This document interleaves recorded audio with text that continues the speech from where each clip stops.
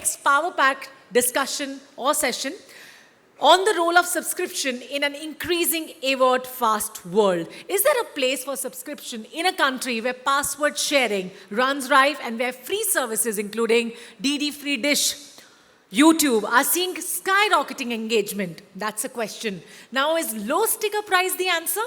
Or is free the only way to go now? Getting a grip on the fast-paced video distribution world is more important than ever. And to enlighten us with their thoughts and their expertise on this, I should call upon stage our esteemed panelists for the day on this session. So I would like to call upon Mr. Abhishek Joshi, who is the head OTT ShemarooME. Please welcome Mr. Abhishek. Please join me in welcoming Mr. Aamir Mulani, founder and CEO PlayboxTV. Please welcome Mr. Aamir. And this session will be moderated by none other than Mr. Uday Sodhi, founding partner Kurate Digital Consulting. May I please have the honor to invite you on stage, sir?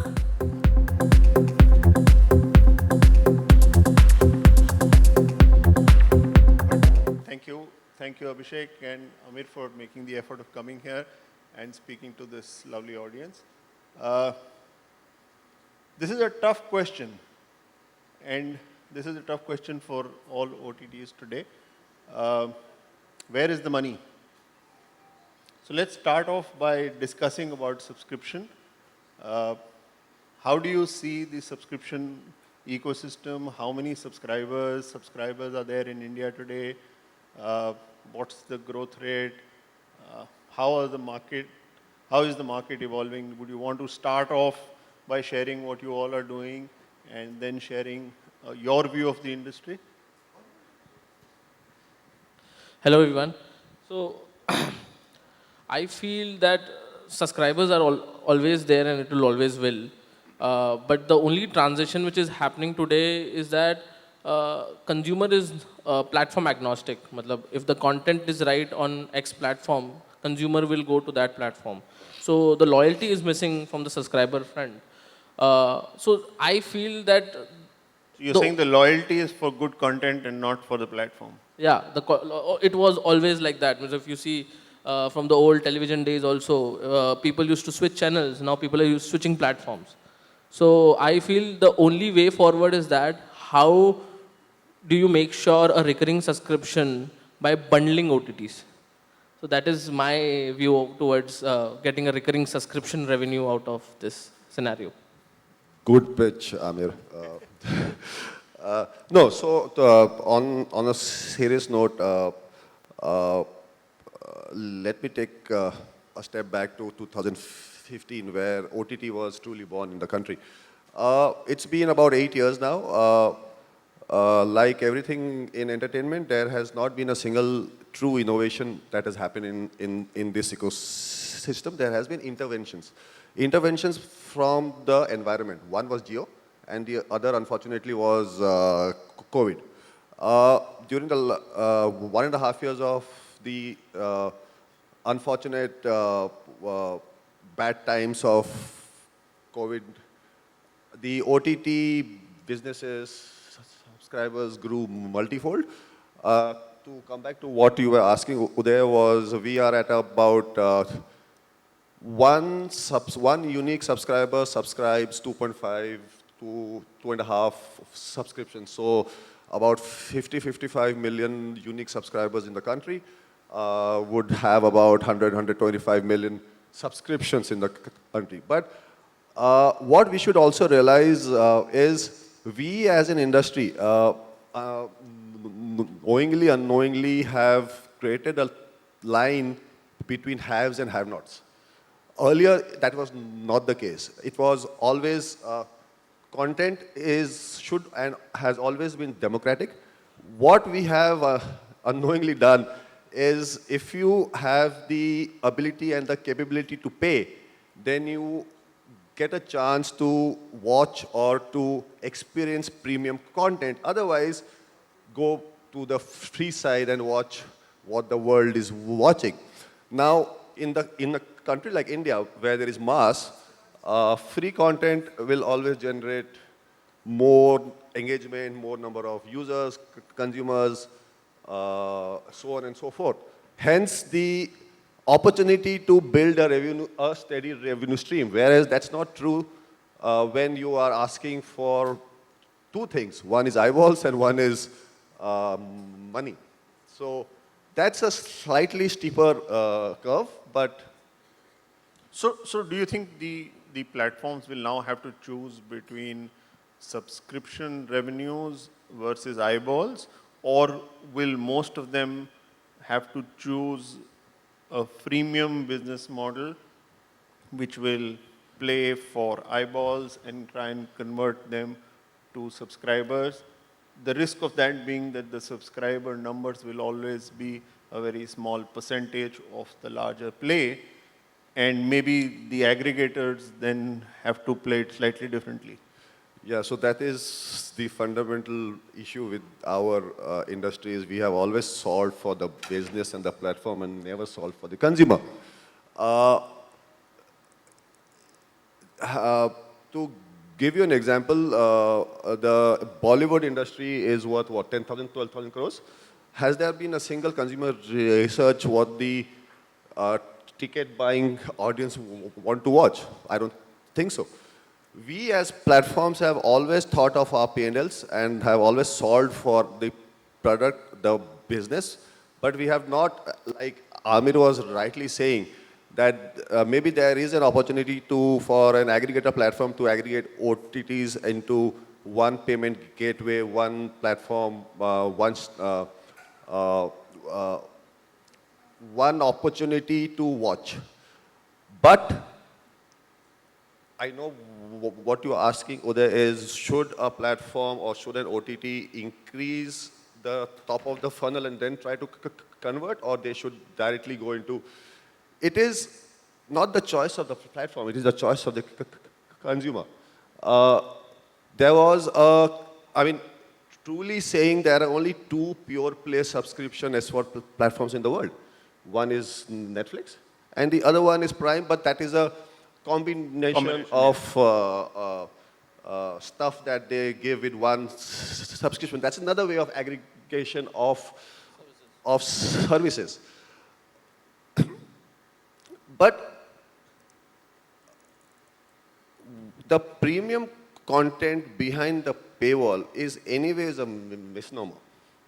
When there But isn't TV also moving the same way, where pay TV, because of NTO and because of pay channels being very strictly monitored now, have to also, you really can't access it without paying. So isn't the content industry moving into two baskets? We always had one bucket. We always had pay one, you get bundled and everything comes to you, which was probably disrupted 2-3 years ago. And now for every stream of content or every channel of content or every OTT, you need to either pay or not pay. So there is a likelihood, and I think it's possible that we will all get used to the fact that a lot of content is going to be behind a paywall and not available to everybody. So as I said, there is a world of haves and have-nots, right? The reality of the business is the AVOD ARPU is 1/10 of the SVOD ARPU. That's the reality. Now, if 1 minute of streaming cost is higher than the CPM, then how do you make money on AVOD? It can't happen, right? It can't happen. So to equate that, it has to, so SVOD or a subscription service or a paid service came into existence to make the P&L look brighter. That was the reality. Now, when it had started to do well and when the ARPUs have started to go up, now the conversation has, I have been in the industry for the last 12 years, OTT since 2012. In the last 12, 13 years, this conversation has not ended, AVOD or SVOD, and we still don't have an answer. 12 and 13 years for an industry which is 50 million subscribers, that is it. And we still don't have an answer. That is stressful. So Aamir, tell me more about how does the aggregation work? How many customers are out there? How are you reaching the final consumer? Because I think a lot of people know direct-to-consumer businesses. I think it will be interesting for the audience to understand how the aggregation business is working. How many ISPs are you reaching, or how many intermediaries? Because I think in the first wave, we saw telcos aggregating a lot of content and trying to reach the consumers. But I don't know how much that succeeded. So give us some flavor on how this whole evolution of aggregation is happening, because I think that could be a way of reaching a large number of users rather than D2C. So my viewpoint towards the whole ecosystem, since I'm following this from, I think, the COVID days, all the OTT platforms who came up in the early days of the OTT era, post-COVID era, and I think telco was always the way for them to create volume and sampling that content. And I think OTT guys have realized that sampling won't help us in the long run. And the subscriptions which telcos have driven them, it also, after a point when they stop bundling, all the subscribers also have gone. So that is the bigger issue. And so what we are doing differently today, and the whole aggregation space in the country. So aggregation can happen D2C also and B2B also. So direct to consumer, the biggest challenge in the aggregation space is that, or any OTT platform in the country, is that cost of acquisition. So you will not believe there are people who are spending 2,000 rupees to acquire a customer, which is worth of 500 bucks. To sell a 500 rupees subscriptions, people are spending 2,000 rupees. So to solve the simpler problem, we thought that if we go to that route, we can never have a marketing budget than Star or a Sony or a Shemaroo or anybody in the country, because so as an aggregation platform, we thought we'll pivot our way and we will go to partners who already have subscriber base. So if you see the whole ecosystem today, India has around 2 crore households, on average 2.2 crores household, which has a broadband connection. Apart from that, India has around 100 million, which is 10 crore household, which has a cable TV customer. So these are 10 crore household who are purely paying for video content. And this 2 crore household, which is consuming broadband, is also now consuming OTT. And eventually this number will outpass the number of cable in the country. Obviously, it is a 5 to 6 years journey. So we started approaching the small internet service providers and cable operators across the country. Today, we have almost 730 cable operators across different pin codes of the country. And OTT has become something like, it's more of a stickiness for a broadband provider. But it has generated stable volumes for any partner. Is there a limitation that you find that it is limited by the number of connected TVs or connected devices? Because I'm assuming if you're talking about a home, then it has to have a device rather than just a Wi-Fi or router where I'm looking at it from my mobile. So what's the split of, in your case, where you're seeing mobile consumption versus connected television connect? So I still feel that the split is 60% is always on mobile and the 40% is on television. And the households which we are also reaching is purely, India has around 600, 700 million smartphones. So after the Jio era has happened, I think the smartphone or a smart device at home is not any more a problem. I think Samsung, LGs and all the connected TV players are also doing a great job. So I feel as more the broadband will increase, the more the OTT as providers will also have a stable revenue stream. Because whenever you buy a broadband bill, whenever you pay for your broadband bill, your OTT is also renewed. And that is this 730 partners which we are working with. I've bundled all the OTT platforms. So that I think this will help any other OTT platform to have a sustainable revenue, sustainable subscriptions month on month, rather than it's content driven. If you see D2C, it's purely your content driven. So you can have one scam once in lifetime, and which will take you to like millions of numbers. But aggregation to the B2B space will guarantee you recurring revenue. I think that is something which we feel is the right way model. After a point, even this 10 crore household which is paying for video is also aggregated through the small players on the ground, which has a sustainable revenue stream and which is also helping this big DTH and the cable companies to drive so much amount of revenue. Okay, sounds good.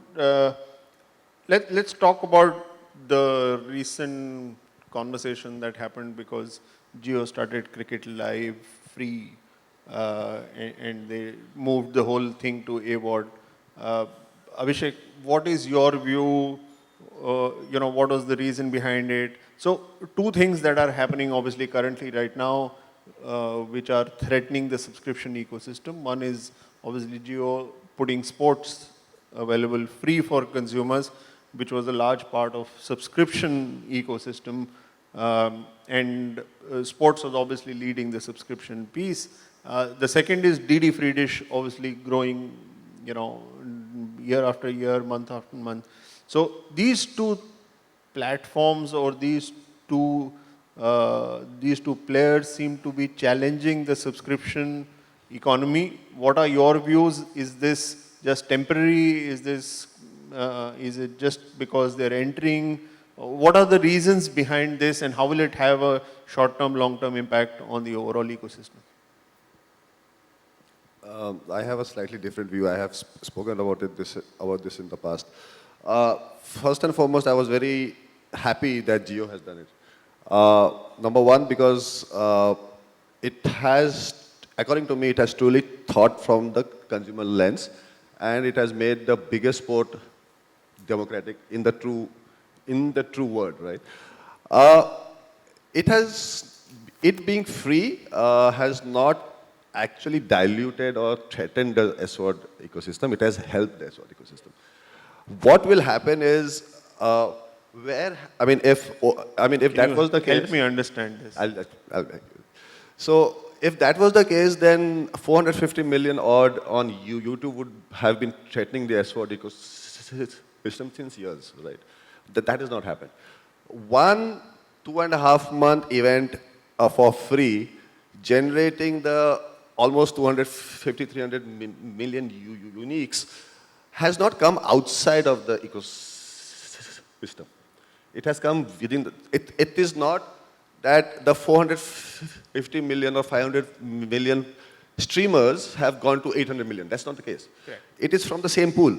Now, why has that pool not increased? That is something that we need to answer, number one. Number two, it has given access to consumers who were not able to pay to watch IPL, right? It has given access and an experience for that consumer to watch IPL on his phone and how it feels. Because even on a television channel or on a DTH or on an HD feed, there is some amount that he needs to pay. Yes, there is a data piece that he needs to pay here as well, but the subscription piece was not there. Now, if he has got the first experience of this, what we need to answer is what happens if Jio turns into a freemium piece next year. It has actually, that is when the ecosystem starts to grow. It has not threatened, it has helped. And it is not, AVOD, SWOD is not either or, sir. It is and. It has always been an and strategy, and it will continue to be an and strategy. It is not either or an or strategy.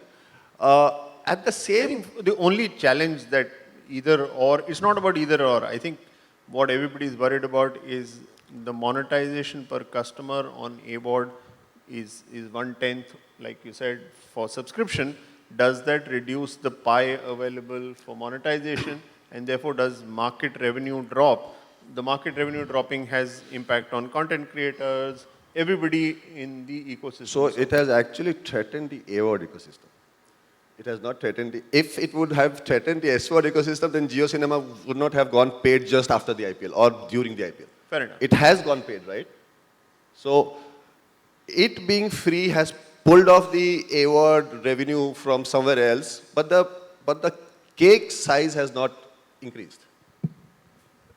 Did it have an impact on the ISP ecosystem or the subscribers who were paying, or you've got enough free content also on?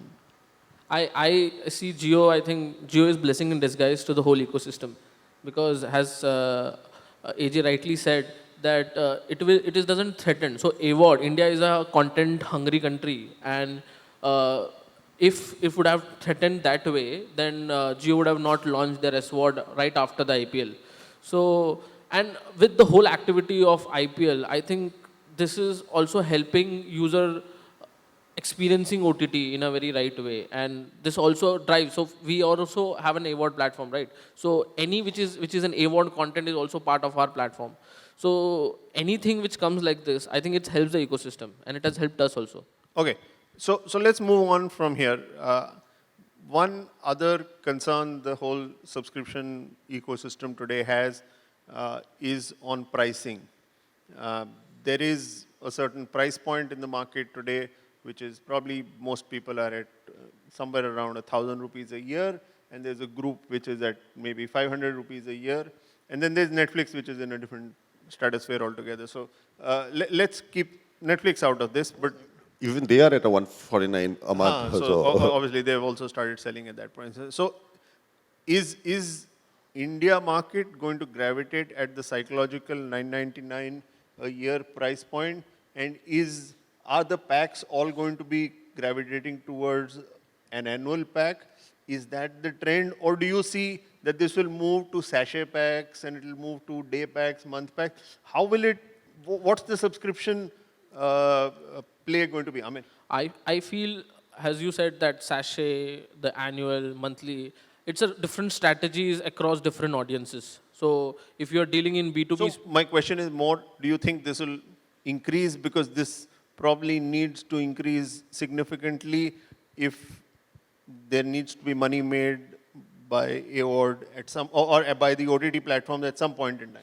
so to make revenue in AVOD, it's more that the number of eyeballs at the same time. But sachet, annual, in D2C, if you see, 999 is an average price which a consumer is very happy to pay for a content. But again, when you say 999, whether it be only one OTT or a two OTT or a three OTT, because after 999, then the consumer has a crush that whether I should pay it or not, I cannot pay it. But as you said, sachet, monthly pack, annual pack, it depends upon the target audience I'm targeting. So if I'm going through a B2B route, then sachet and monthly pack will make more sense. But if I'm going through an D2C route, then annual is the only way, because of the customer acquisition cost and a lot of performance marketing and all of those comes in picture, which doesn't help you. If you acquire a customer monthly, that customer is going to go in the next month. So annual is the only way if you see D2C. Abhishek, pricing, overall, do you think it's going to go up or it's going to go down? Pricing has no role to play. Entertainment is one of the rarest industries in the world which is a prepaid industry, right? And it is built on trust. You pay in advance and then then you are allowed to go and sample what you have bought. I mean, you pay $300, then you are allowed to enter the AC movie theater and go and watch the film. If you don't like the film, nobody comes back to you and asks you, what can we do for you? It is built on trust. For a OTT SWOT ecosystem, you pay 1 year in advance when you don't know what's going to come in that year. Yeah. Which month, what film, which show, nobody knows. It's built on trust. Now, if I as a consumer have paid or has paid 1 year in advance for an annual pack of $999, is that for the entire year or is that to watch that show? That needs to be answered, number one. Number two, if there's a big film, Bollywood film or a Hollywood film for $999 to be consumed, what does the Indian consumer think? Oh, if I have to go and watch it in the movie theater, I would have paid $1,500, $2,000 for the four of us. Yahan pe I'm only paying $999, and that too for the year. It is a prepaid business. Even at home, your cable guy comes, takes advance. Your newspaper guy, everything is prepaid, and it is built. What we need to answer and understand is this industry is not built on pricing. This industry is built on two things. One is value that you give, and two is how much trust you can build for the consumer on your platform. And that can't happen overnight. If ShemarooME is at $9.99, And all truth be told, it's a Gujarati regional app, and my P&L still looks healthy. It's not that I reduce it to 199 and my number shoot up by 10x. That does not happen. That just does not happen. What we need to achieve as an industry or a combination of platforms and OTTs is, can the subscriber still buy and still go up if you keep increasing the price? It's not the other way around. Interesting. Abhishek always has a different point of view. One other challenge that the industry faces is password sharing. How do you think it is technically possible to do something to protect or to stop password sharing, or this is something that we have to live with? I think technically everything is possible. I think we as platforms don't want to do it. It is also the way of sampling your content and make people talk about it. So if it is very easy to protect all of this stuff, but all the country, like globally, if you see, nobody spends so much time, because if you even get 10% of the paying audience, it will help you get 90% revenue of it. So I feel it's not anymore a problem. Okay, well, I think we'll wrap up. Sorry. Just one thing. How many of us here in this room have actually shared your password? See, this is the reality. Sir, password sharing अमीर लोग करते हैं. गरीब लोग तो खरीद भी नहीं सकते. उनके लिए award है. ये है truth.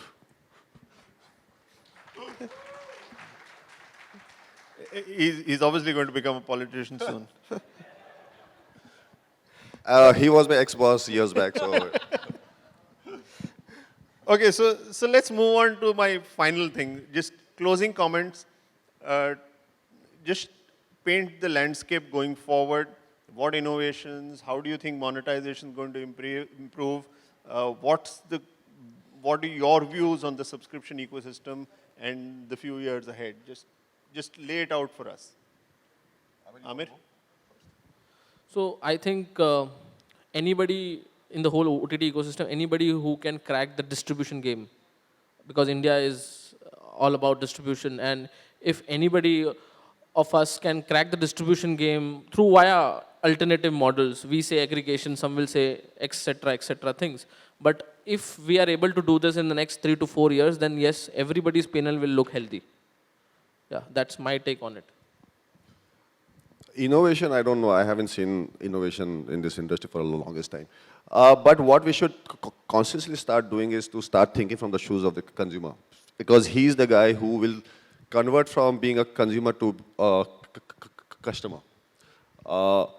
If you don't think from his perspective, I mean, a simple thing is if you open the Zomato app, right, and you buy the Zomato subscription, the premium piece, each one of you will get a different price point, depending on how much you have ordered in the past and how much you have paid in your delivery fees. That is the true innovation, because it solves for because if you buy the Zomato premium subscription or the Swiggy Gold or jo bhi naam hai, it gives delivery for free, because delivery fees is a revenue stream for the platform, right? I mean, the food. They charge you the subscription and give you the delivery fees, and each one of you will have a different subscription number. Then it's not a uniform. It is based on your consuming behavior. Very interesting. Thank you very much. Thank you so Thank much, you so gentlemen, much. for this one more amazing session. And after the lunch it was, so yes, you have grabbed all the eyeballs and we did not feel sleepy. It was very interesting. Now I'll take time, a moment of yours to felicitate all our speakers.